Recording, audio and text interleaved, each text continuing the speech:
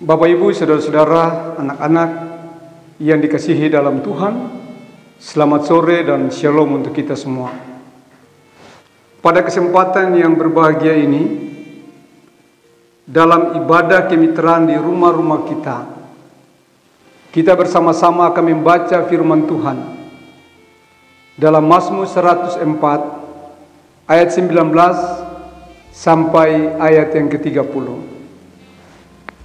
Sebelum kita membaca dan mendengarkan firman Tuhan dan merenungkannya, marilah kita berdoa. Ya Tuhan, Allah pencipta alam semesta, Tuhan langit dan bumi, Allah di dalam Kristus Juru Selamat. Di tengah-tengah ibadah kemitraan di rumah-rumah warga jemaat-Mu, kami membaca dan merenungkan firman-Mu pada kesempatan ini. Karena itu ya Tuhan, kami mohon belas kasihan Bapa atas kehidupan kami. Penuhilah kami dengan Roh-Mu yang kudus. Ajarkanlah kami kehendak-Mu ya Tuhan, supaya kami hidup seturut dengan firman-Mu.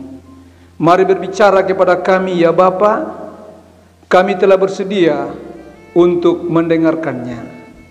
Dalam nama Tuhan Yesus, firman yang hidup, kami berdoa.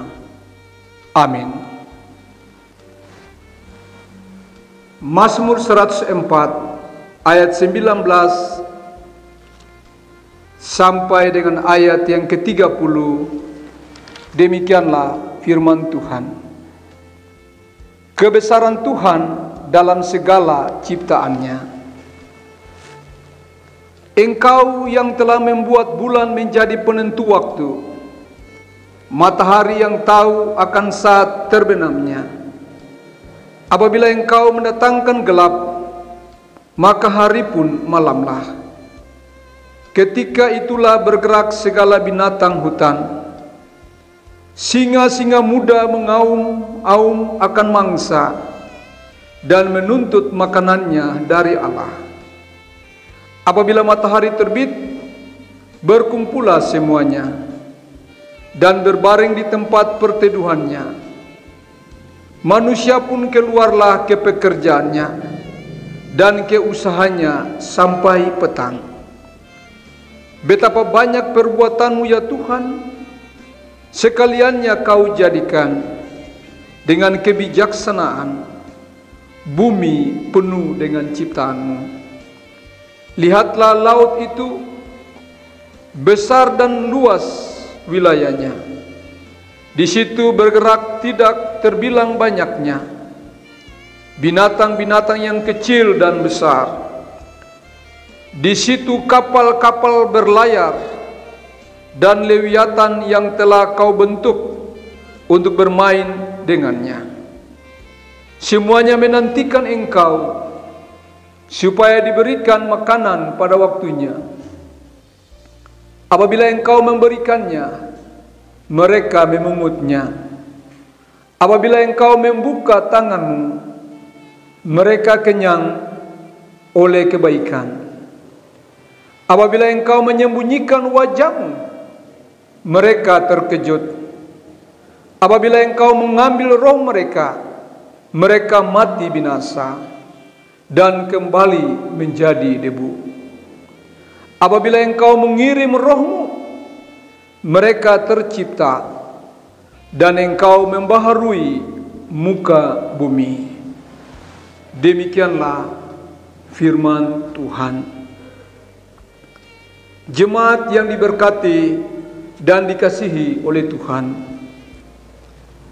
tanggal 5 Juni 2020 yang lalu dirayakan sebagai Hari Lingkungan Hidup Sedunia atau World Environment Day dengan mengusung tema Time for Nature dengan fokus pada keanekaragaman hayati atau biodiversity. Keanekaragaman hayati menjadi bagian dari kehidupan manusia yang diwujudkan dari makanan sampai obat-obatan. Fokus tema ini juga membantu agar dampak perubahan iklim tidak terjadi saat hutan mengubah karbon dioksida menjadi oksigen ke udara yang kita hirup sambil menyejukkan bumi. Namun sayangnya, kini dunia dilanda krisis keanekaragaman hayati. Tercatat bahwa 1 juta spesies terancam punah sesuai dengan data tahun lalu yang dikeluarkan oleh kebijakan ilmu pengetahuan antar pemerintah tentang layanan keanekaragaman hayati dan ekosistem, atau yang dikeluarkan oleh platform Intergovernmental Science Policy Platforms of Biodiversity and Ecosystem Service. Sejalan dengan hal ini, Gereja Protestan Maluku menetapkan tema bulanan Selamatkan Bumi, Selamatkan Kehidupan, mengandung di dalamnya misi bersama untuk memastikan kehidupan berjalan dengan baik di bumi pemberian Tuhan ini. Jemaat yang Tuhan kasihi, Mazmur 104 ayat 19 sampai 30 sebagai nas bacaan kita menolong kita untuk memaknai peran dan tugas kita bersama dan memahami bagaimana Allah menjamin kehidupan segala makhluk. Mazmur ini mengungkapkan pujian kepada Tuhan Sang Pencipta yang kebesarannya terlihat dalam segala ciptaannya.